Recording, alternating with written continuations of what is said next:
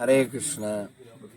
ఈరోజు 2024 డిసెంబరు 8వ తేదీ. ఇప్పుడు 9వ తేదీలో కూడా వచ్చాం. ఈ ఊరికి నేను 15 ఏళ్ల క్రితం వచ్చానట, నాకు గుర్తులేదు. కానీ మళ్ళీ ఇప్పుడు మన భక్తుల యొక్క కోరిక, వాళ్ళ శ్రద్ధ,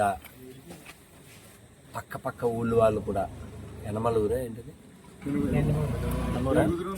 పెడకుదురు, నడకుదురు, కడప మండలం వాళ్ళు అలా అందరూ పాల్గొని, ఆడోళ్ళు, ఇలా చిన్న చిన్న బిడ్డలు అందరూ చక్కగా ఉండి విని తిండి కూడా మర్చిపోయి, చాలా అంటే నాకు ఓపిక లేదు, కానీ వాళ్ళ శ్రద్ధ వలన ఓపిక వచ్చింది.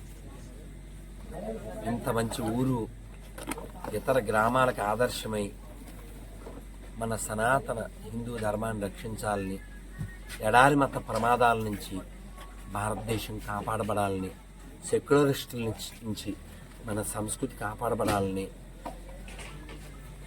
ఇక్కడ మేము చెప్పిన దీర్ఘ ప్రసంగానికి ఇంతసేపు దాదాపు 4 గంటల నుంచి వీళ్ళంతా ఉండడం, వినడం చాలా ఆనందకరం, చాలా సంతోషకరం. గోదావరి అంతా చెడిపోయింది అని చాలామంది ఫీల్ అవుతున్నారు. ఏం చెడిపోలేదు, కొన్ని గొర్రెలు చెడిపోయినాయి, అది బుర్ర దబ్బడం వల్ల మాత్రం. కాబట్టి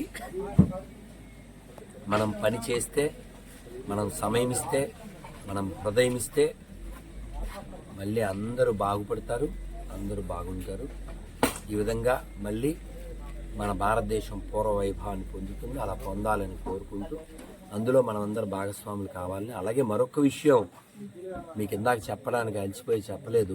రేపు వచ్చే సంవత్సరం జూన్ 15 మన అభయ హిందూ సేన యొక్క ప్రథమ వార్షికోత్సవం భాగ్యనగర్లో జరగబోతుంది.